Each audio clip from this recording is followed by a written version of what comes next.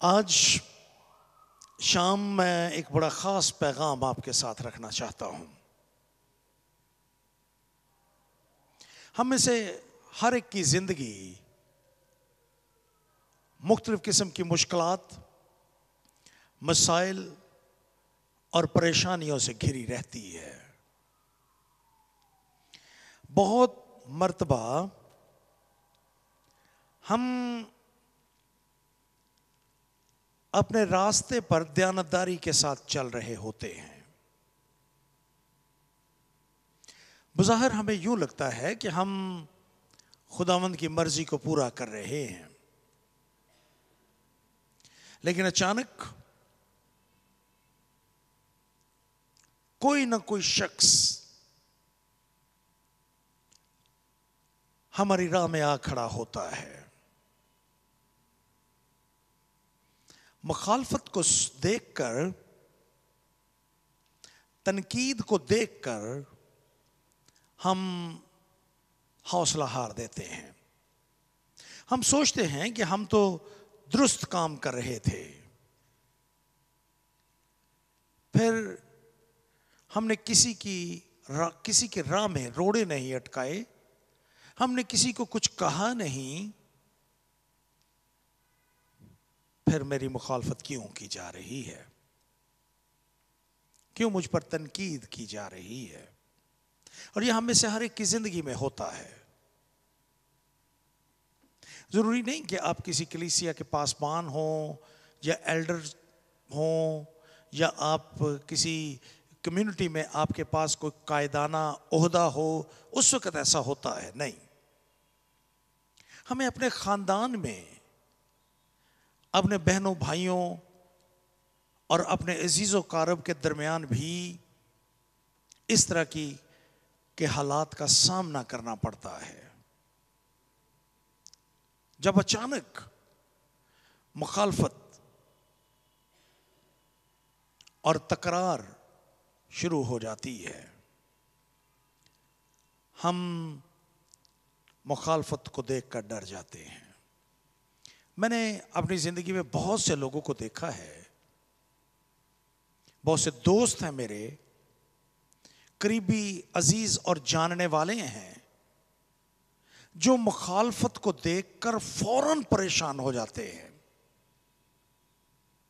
ایک لمحے میں آپ ان کی کیفیت کو دیکھ سکتے ہیں کہ وہ مخالفت کو برداشت کرنے کی قدرت اور طاقت نہیں رکھتے، گھبرا جاتے ہیں۔ لیکن خداوند کا پاک کلام یہ بیان کرتا ہے کہ جب ہم مشکلات میں سے گزرتے ہیں، جب ہم اپوزیشن یا مخالفت کا سامنا کر رہے ہوتے ہیں، تو ہمیشہ مخالفت کا یہ مطلب نہیں ہے کہ یہ مخالفت ہمیں گرانے کے لیے ہے۔ بہت دفعہ یہ مخالفت آپ کی ترقی کا ذریعہ بن جاتی ہے۔ لوگ آپ کی مخالفت کرتے ہیں، لوگ آپ کے بارے میں بات چیت کرتے ہیں، اور آپ عوام میں، لوگوں میں مقبول ہو جاتے ہیں۔ خدا آپ کی مخالفت کو استعمال کر کے آپ کو آپ کی زندگی کے ایک اور ترقی کے زینے پر آپ کو چڑھنے کا موقع دیتا ہے۔ مقدس پالوس رسول کرنتھس کی کلیسیا کو خط لکھتے ہیں، اور وہ خط لکھتے ہوئے، کرنتھس کی کلیسیا کے نام مقدس پالوس رسول کا پہلا خط، وہ اس کے 16ویں باب اور اس کی 9ویں آیت میں ایک بہت خوبصورت بات کہتے ہیں۔ وہ افسس میں منادی کر رہے تھے، ایک ایسا شہر جو دنیا کی دولت سے بھرا تھا اور مسیحیوں کے خلاف تھا۔ یہ شہر افسس، ارتمس کی دیوی کا مندر تھا یہاں پر، اور دیوی دیوتاؤں کی پرستش کا ایک بہت بڑا مرکز تھا۔ پالوس اس شہر میں منادی کر رہے تھے اور وہیں سے وہ کرنتھس کی کلیسیا کو خط لکھتے ہیں. خط لکھتے ہوئے وہ ایک خوبصورت بات کہتے ہیں, ذرا غور سے سنیے. کرنتھس کی کلیسیا کے نام مقدس پالوس رسول کا پہلا خط, اس کا 16واں باب اور اس کی 9ویں آیت, بلکہ 8ویں بھی پڑھ لیں تاکہ آپ کو پتہ چلے کہ وہ کہاں پہ تھے. وہ کہتے ہیں لیکن میں عید پینتیکوس تک افسس میں رہوں گا. اور پھر افسس کے بارے میں وہ کہتے ہیں, کیونکہ وجہ بیان کرتے ہیں کہ کیوں میں عید پینتیکوس تک افسس میں رہوں گا. وجہ یہ ہے کیونکہ میرے لیے ایک وسیع اور کارآمد دروازہ کھلا ہے. میرے لیے ایک وسیع اور کارآمد دروازہ کھلا ہے. ایک بہت بڑا دروازہ کھلا ہے میرے لیے, وسیع دروازہ, ایک بہت بڑا دروازہ کھلا ہے میرے لیے بشارت کرنے کا, انجیل کی منادی کرنے کا. لیکن اس کے فوراً بعد وہ کچھ اور لفظ بھی کہتے ہیں. کہتے ہیں میرے لیے ایک وسیع اور کارآمد دروازہ کھلا ہے اور مخالف بہت سے ہیں. انجیل کی منادی کا ایک بہت بڑا دروازہ کھلا ہے لیکن مخالف بہت زیادہ ہیں.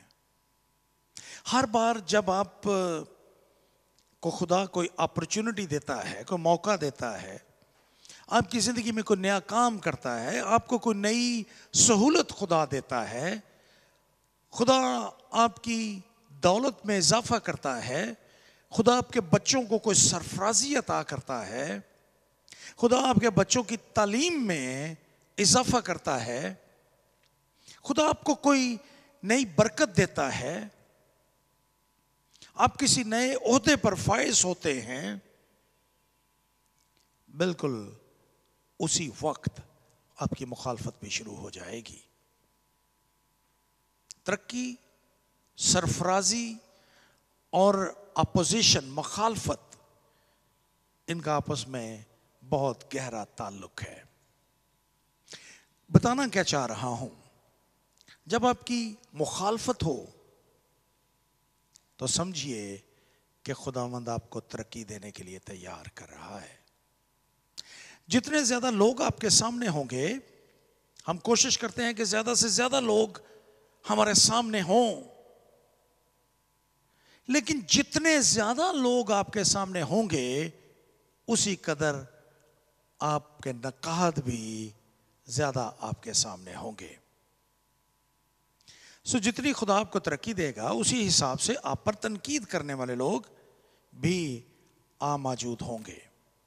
اس لیے جب کبھی آپ کوئی اپوزیشن دیکھیں, اپنی مخالفت دیکھیں, جب لوگ آپ کے بارے میں باتیں کریں تو آپ سمجھ جائیں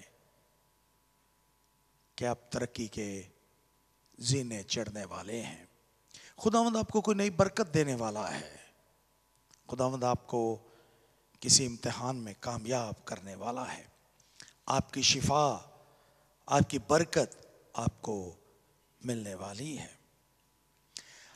خدا جب برکت دیتا ہے تو اس ترقی دیتا ہے تو اس کے ساتھ مخالفت آتی ہے.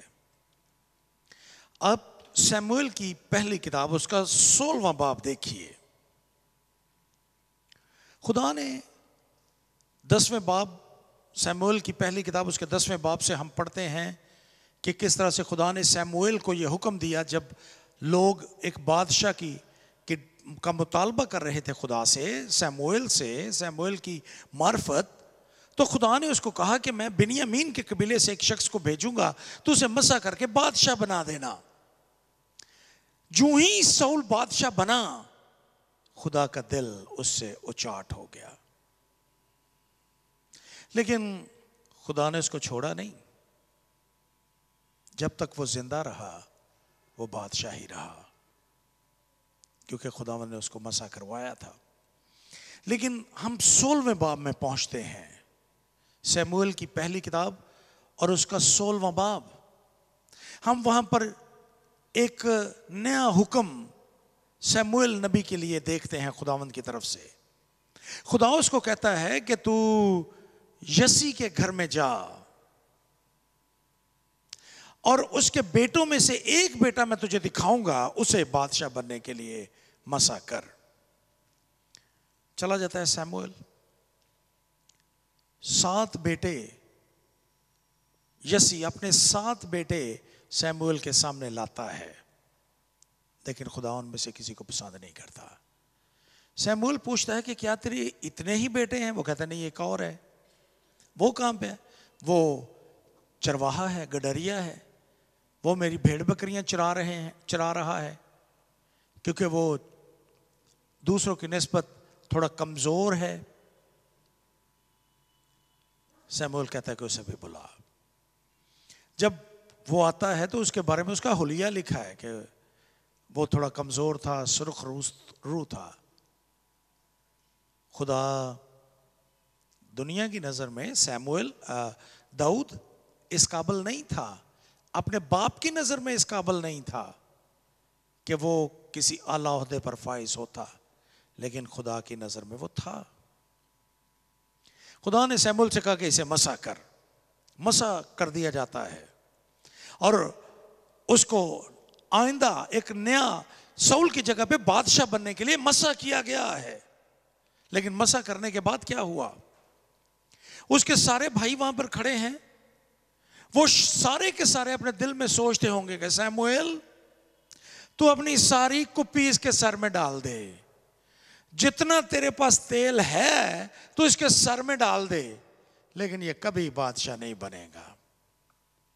ان کے دل کے خیالات داؤد کے بارے میں ایسے ہی تھے۔ اور ہوا کیا؟ داؤد واپس کھیتوں میں چلا جاتا ہے، چراگاہوں میں، تاکہ وہ اپنے باپ کی بھیڑ بکریاں چرائے۔ لیکن اسی زمانے میں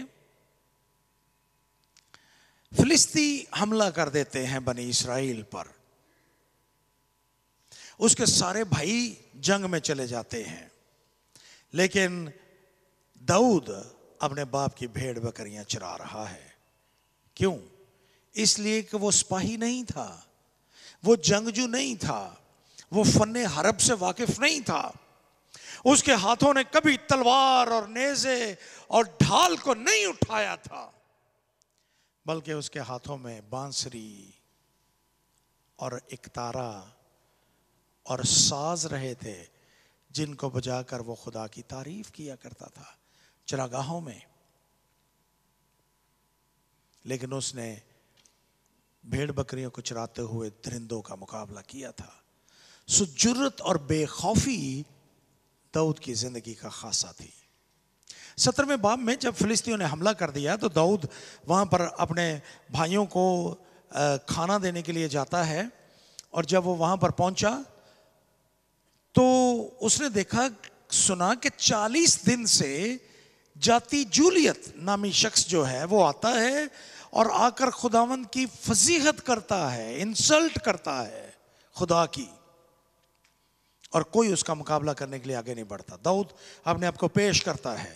آپ سیموئیل کی پہلی کتاب اس کا 17واں باب دیکھیے، الیاب جو اس کا بڑا بھائی تھا وہ اس کو ڈانٹتا ہے، تو اس لیے آیا یہاں پر، تیری یہ جرت کہ تو جاتی جولیت کا مقابلہ کرے، تو جا کے بھیڑ بکریاں چرا، یہ تیرا کام نہیں ہے۔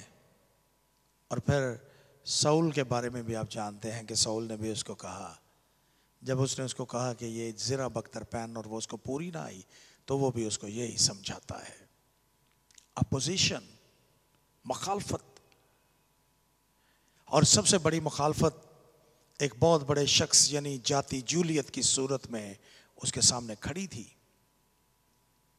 یہ ایک بہت بڑا امتحان تھا داؤد کے لیے، لیکن داؤد آگے بڑھتا ہے اور جاتی جولیت کو 5 پتھر لیتا ہے اور اپنی فلاحن میں رکھ کے وہ وہاں پر مار دیتا ہے۔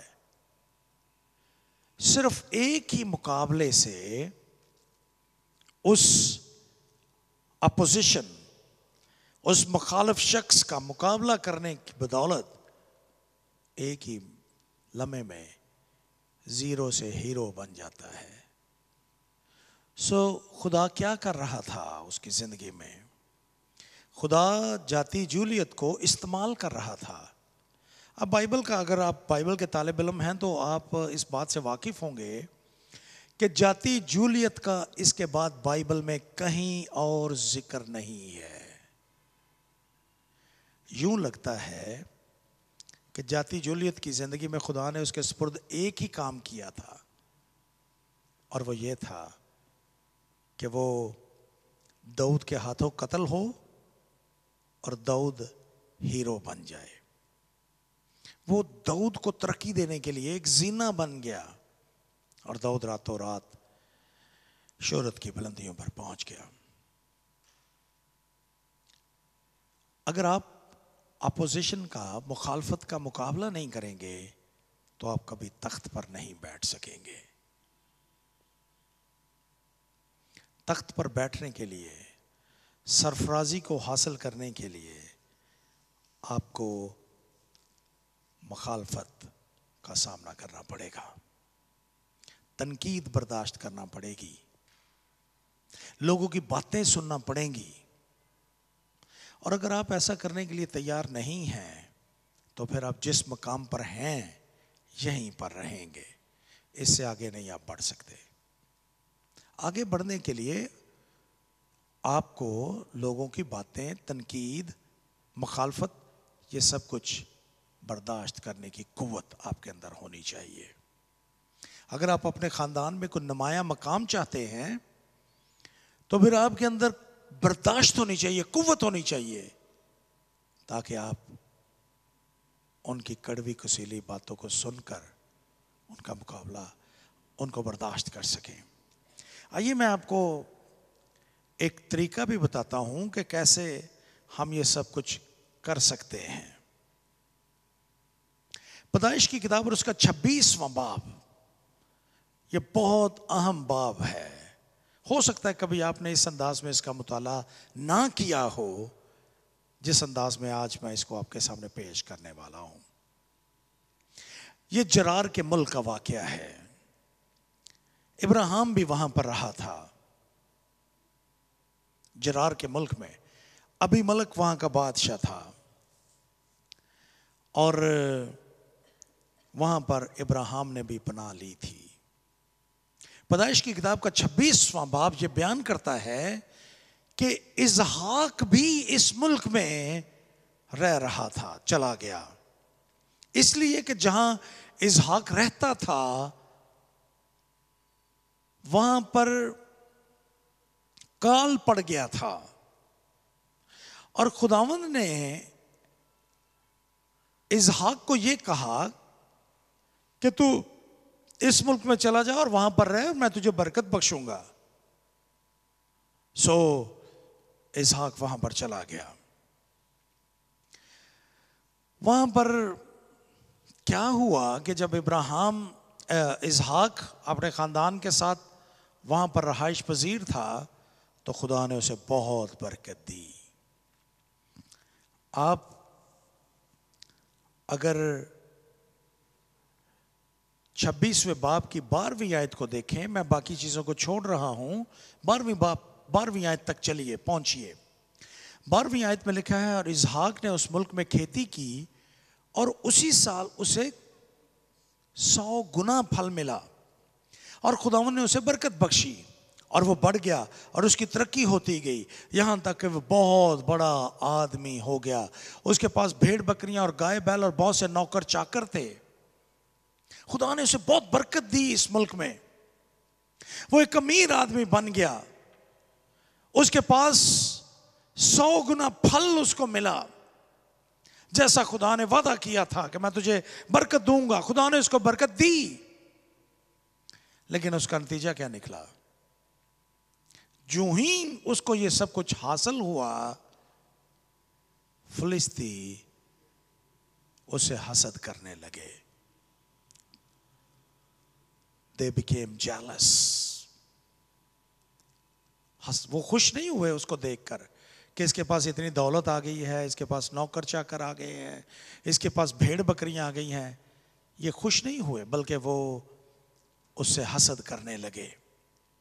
جب وہ اسے حسد کرنے لگے تو انہوں نے اس کا کام کیا کیا؟ انہوں نے وہ سب کنویں جو اس کے باپ کے نوکروں نے اس کے باپ ابراہیم کے وقت میں کھودے تھے بند کر دیے اور ان کو مٹی سے بھر دیا، کیونکہ ان کنووں کے پانی سے وہ اپنے کھیتیوں کو سراب کرتے تھے۔ فلسطینیوں نے کیا کیا؟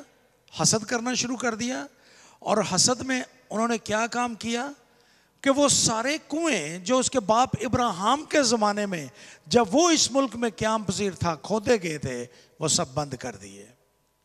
یہاں پر لکھا ہے کہ مٹی سے بھر دیے۔ جب آپ ترقی کرتے ہیں، جب آپ سرفرازی کے زینے پہ چڑھ رہے ہوتے ہیں، جب خدا آپ کو، آپ کے بچوں کو، آپ کی اولاد کو، آپ کے بھائیوں کو، ان کے بچوں کو، جب خدا آپ کے خاندان کو برکت دے رہا ہوتا ہے، اسی وقت آپ کے کنویں مٹی سے بھرنے کے لیے لوگ موجود ہوتے ہیں، تاکہ آپ کے پاس وسائل نہ رہیں۔ انہوں نے مٹی سے بھر دیے۔ ابھی ملک نے اسحاق سے کہا کہ تو ہمارے پاس سے چلا جا، کیونکہ تو ہم سے زیادہ زور آور ہو گیا ہے۔ تب اسحاق نے وہاں سے جرار کی وادی میں جا کر اپنا ڈیرا لگایا اور وہاں رہنے لگا۔ لوگوں نے سوچا کہ یہ تو غلط راستے پہ جا رہا ہے، یہ وادی میں جا رہا ہے جہاں پر اس کو کچھ بھی نہیں ملے گا، لیکن اسحاق وہاں پر جا کر رہنے لگا۔ کئی ایک مرتبہ جب لوگ آپ کے خلاف باتیں کرتے ہیں تو لڑائی سے اجتناب کرنا یہ لڑائی میں شامل ہونے سے زیادہ بہتر ہوتا ہے۔ امثال کی کتاب میں ایسا ہی کہا گیا ہے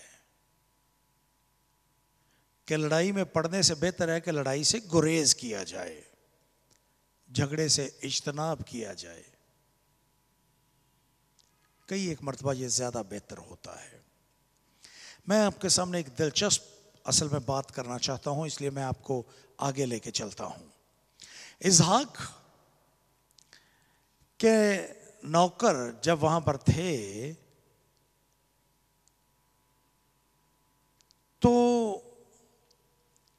اسحاق کنویں تلاش کرتا ہے جرار کی وادی میں جو اس کے باپ کے ایام میں کھودے گئے تھے، اور وہ ان کو پھر کھودنے کے لیے کہتا ہے، کیونکہ فلسطینیوں نے ابراہیم کے مرنے کے بعد ان کو بند کر دیا تھا، اور اس نے ان کے پھر وہی نام رکھے جو اس کے باپ نے رکھے تھے۔ They were good names، اچھے نام تھے، وہی ان کنووں کے نام رکھے گئے۔ 19ویں آیت میں لکھا ہے، اسحاق کے نوکروں کو وادی میں کھودتے کھودتے بہتے پانی کا ایک سوتا مل گیا۔ تب جرار کے چرواہوں نے اسحاق کے چرواہوں سے جھگڑا کیا اور کہنے لگے کہ یہ پانی ہمارا ہے۔ جب اسحاق کے نوکروں کو وادی میں پانی ملا تو ایک مرتبہ پھر جرار کے جو چرواہے تھے وہ اسحاق کے چرواہوں سے جھگڑا کرنے لگے، کہنے لگے کہ یہ پانی ہمارا ہے، حالانکہ یہ پانی اسحاق کی ملکیت تھا۔ یہ کنویں اس کے باپ نے کھدوائے تھے، یہ ابراہیم کی ملکیت تھے۔ اسحاق ابراہیم کا بیٹا ہونے کی ناطے سے ان کا مالک تھا، لیکن جھگڑا شروع ہو گیا کہ نہیں یہ آپ کا نہیں ہے، یہ ہمارا ہے۔ اور اسحاق نے اس کنویں کا نام ایسک رکھا۔ عبرانی زبان میں لفظ ایسک جو نام ہے اس کنویں کا، جو اسحاق نے تبدیل کر کے یہ نام رکھا اس کنویں کا، اس کا مطلب ہے تنازع کرنا، آرگیومنٹ کرنا، دلائل بازی شروع کرنا۔ اور دلائل کیا تھے کہ وہ کہنے لگے کہ یہ پانی ہمارا ہے، یہ اسحاق کا نہیں بلکہ یہ ہمارا پانی ہے، یہ ہمارا کنواں ہے۔ اسحاق نے اس کا نام رکھا ایسک، تنازع، اور اس کنویں کو چھوڑ دیا۔ یہ نام رکھنے کے بعد اس کنویں کو چھوڑ دیا اسحاق نے۔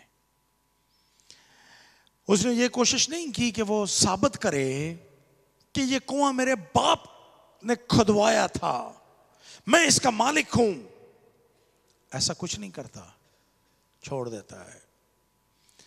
بہت دفعہ ہم دلائل میں پڑ جاتے ہیں، اور جب ہم پر تنقید کی جاتی ہے، ہماری مخالفت کی جاتی ہے، تو ہم اپنے آپ کو اچھا ثابت کرنے کی، درست ثابت کرنے کی کوشش میں لگ جاتے ہیں۔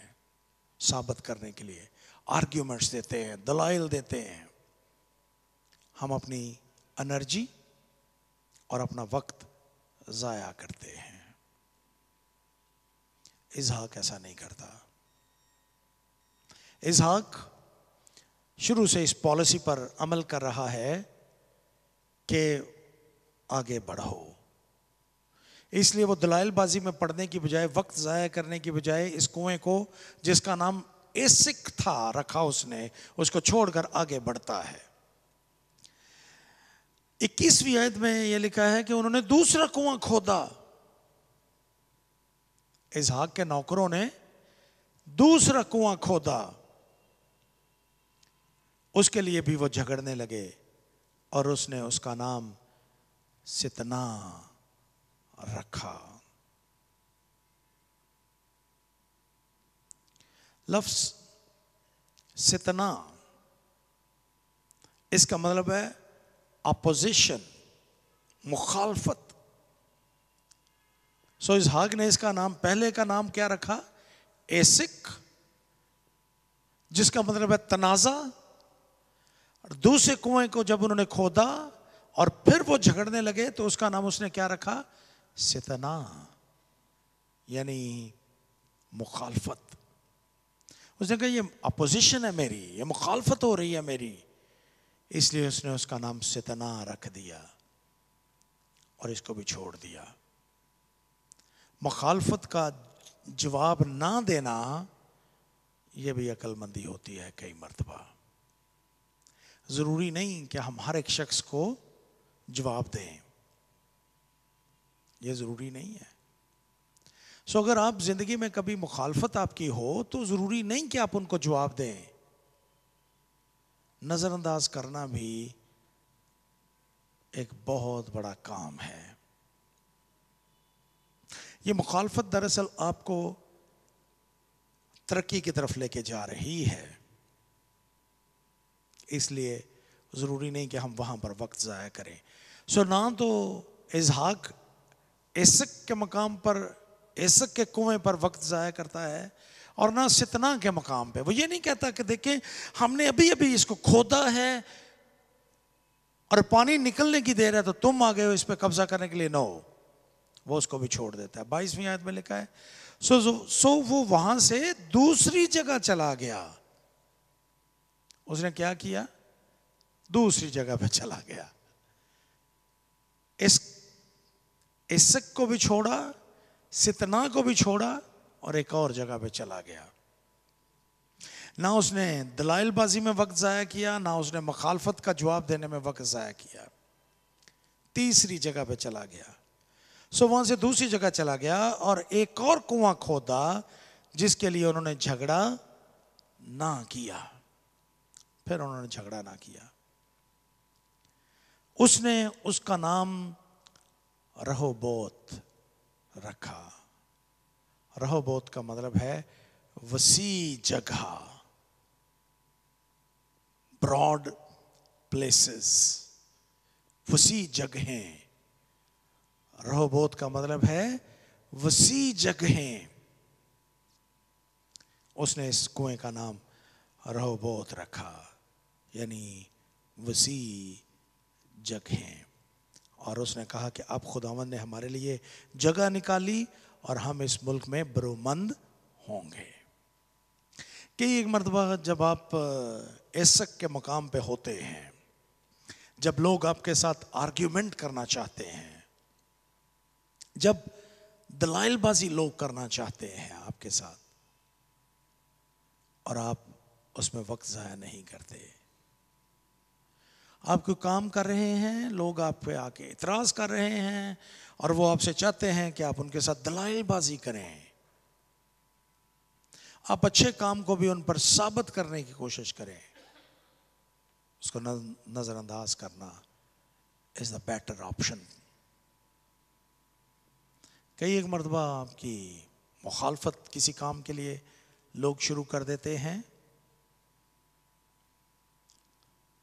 اس کو نظر انداز کرنا بھی ضروری ہے تاکہ آپ رہوبوت کے مقام پر پہنچ سکیں، جہاں وسیع جگہیں آپ کا انتظار کر رہی ہیں، جو جگہیں خدا نے آپ کے لیے تیار کی ہیں تاکہ آپ برومند ہوں، تاکہ آپ ترقی کریں.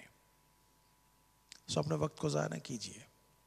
ہم میں سے ہر ایک کی زندگی میں ایسے مقام ہوتے ہیں، اور ہم میں سے ہر ایک کی زندگی میں جرار کے چرواہوں کی طرح کے لوگ ہوتے ہیں جو نہ خود ترقی کرتے ہیں اور نہ دوسروں کو ترقی کرتے ہوئے دیکھنا چاہتے ہیں. لیکن اگر آپ بڑھتے رہیں گے، اگر آپ آگے بڑھیں گے تو آپ برکت پائیں گے. خداوند چاہتا ہے کہ آپ عقابوں کی مانند بالوں پر سے اڑیں. آپ ان چیزوں سے اوپر چلے جائیں عقابوں کی طرح. اور مخالفت، دلائل، اپوزیشن، تنقید، ان کو اپنے نیچے رہنے دے. کووں کی مانند اڑتے رہیں، یہ کبھی آپ تک نہیں پہنچ سکیں گے. So become an eagle. عقابوں کی مانند اڑیے تاکہ آپ اوپر بلندیوں پر پرواز کریں اور آپ مخالفت، تنقید اور ان چیزوں کو نظر انداز کر دیں. خداوند آپ کو برکت دینا چاہتا ہے. وہ آپ کے وسیلے سے امن کو قائم رکھنا چاہتا ہے. اسحاق پیسفل رہتا ہے، ایسک کے مقام پر بھی، جرار میں بھی، ایسک کے مقام پر بھی اور ستنا کے مقام پر بھی، اور بالآخر خدا سے رہوبوت کے مقام پر لے آتا ہے. آپ کس مقام میں ہیں اپنی زندگی کے میں نہیں جانتا، لیکن خدا یہ چاہتا ہے کہ آپ دوسروں کو تبدیل کرنے پر محنت کرنے کی بجائے اپنے آپ کو تبدیل کریں. پیس میکر بنیے تاکہ آپ امن کو قائم کر سکیں. آپ بالکل حوصلہ نہ ہاریں، بلکہ اس منزل کا انتظار کیجئے، رہوبوت کا انتظار کیجئے جو خداوند نے آپ کے لیے تیار کی ہے. خداوند ان باتوں کے وسیلہ سے آپ کو برکت دے، مجھے برکت دے اور ہم میں سے ہر ایک کو برکت دے، اور جتنے سننے والے ہیں ان سب کو بھی برکت دے. آمین.